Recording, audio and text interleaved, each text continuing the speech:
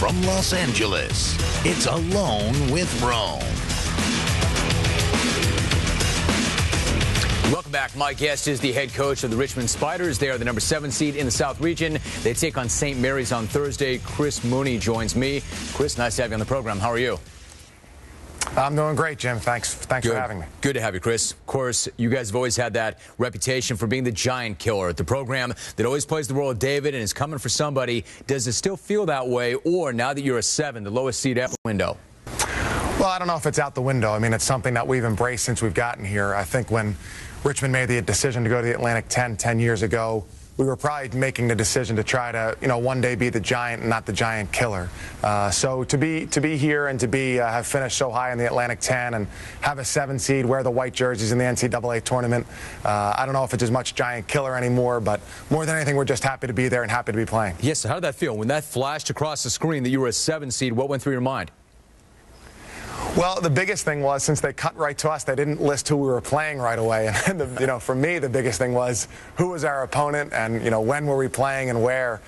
So I was more interested in who to see we were playing. We were already down to the last bracket. I thought we'd be either a 6 or a 7, and it feels great. From where we took over the program to where we are now, it just feels great for our players, our fans, our alumni. I think everybody's very, very excited. And going to the NCAA tournament, there are not a lot of bids out there, especially for a school like Richmond, and we're thrilled to be here. And back to your first point, where you took over the program, as recently as 06-07, you were 8-22. At that point, you knew it would get better, but did you see that group and feel like something special could happen? I did. I wasn't sure exactly when it would happen, but we only had 7 players our first year. In the following year, when we were 8-22, we had 7 freshmen on the roster, and that's a difficult proposition in college basketball. We thought that we could recruit very well. Richmond's a really attractive place for high school basketball prospects. It's a great school. We have a lot of tradition, great facilities. And so I thought we could get good, but I knew we would need to lay a good foundation and build our program one step at a time. It's not a quick fix type of place. We had a good recruiting class that year.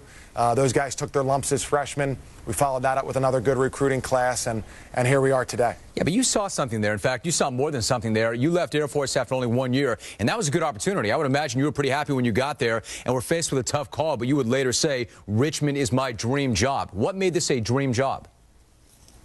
Well, being from Philadelphia, I had been recruited a little bit my junior year by Richmond and really kind of fell in love with the idea of it. That's when Richmond was the giant killer and had been in NCAA tournaments.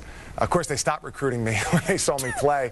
But I followed them closely. I knew Coach Beeline's staff when he was here, and just always pulled for Richmond and thought of it as such a good place, a private school that's competing at a high level of basketball. And the decision to come here was a no-brainer. I'm from Philadelphia originally.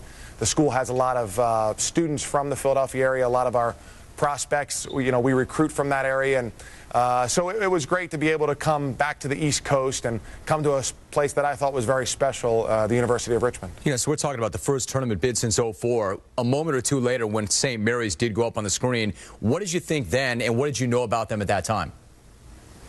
Well, ironically, Jim, I know a great deal about them. My first year at the Air Force Academy as an assistant, I lived with and coached with Kyle Smith, who's now the associate head coach at St. Mary's. So when he took the job at St. Mary's as an assistant to Randy Bennett, I became a fan, and I've followed them very closely, and I've seen them play dozens of times on television. I know them pretty well. I texted them during the Gonzaga championship game they had last week. I know how good they are. I think they've won 25 games in 4 of the last 6 seasons, been to 3 NCAA tournaments. So I probably know them a lot more than I would know a typical WCC team, and that's bad news because I know how good they are. Chris, you look at the success you guys have had. It seems to me that nobody's going to go anywhere in the tournament without that good, strong guard play. Almost everybody who does damage has that good, strong field general. You've actually got 2 back there, don't you? We do. Kevin Anderson is our junior point guard. He was the player of the year in the Atlantic 10 Conference.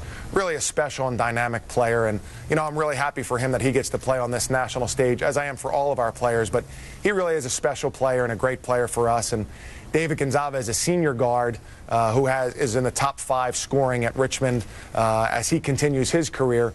is another great player. Those guys were instrumental in everything we've done here, and I think they make us very, very difficult to match up with. We don't turn the ball over all that much.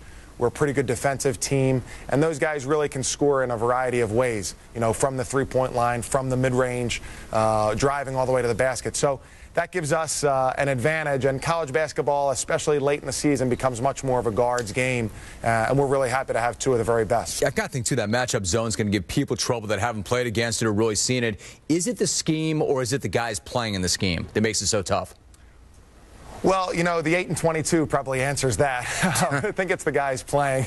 The guys playing make all the difference. You know, we like the way that we play defense, and we think that it's very effective. But we have some really, really good defensive players. We're very athletic, very long, and we really can give teams some trouble. So, but it's much more about the guys in the jerseys than it is about the X's and O's. Hey, Chris, finally, what's more important this time of year? Is it talent or is it experience? That's a great question. I'd probably say experience, Jim. I think that the talent, with the exception maybe of 4 or 5 teams in the country, especially this year, not that it's even, you know, between a BCS school and an A10 school or a WCC school, but it's much more closely discovered. And so I think the experience really plays a pivotal role.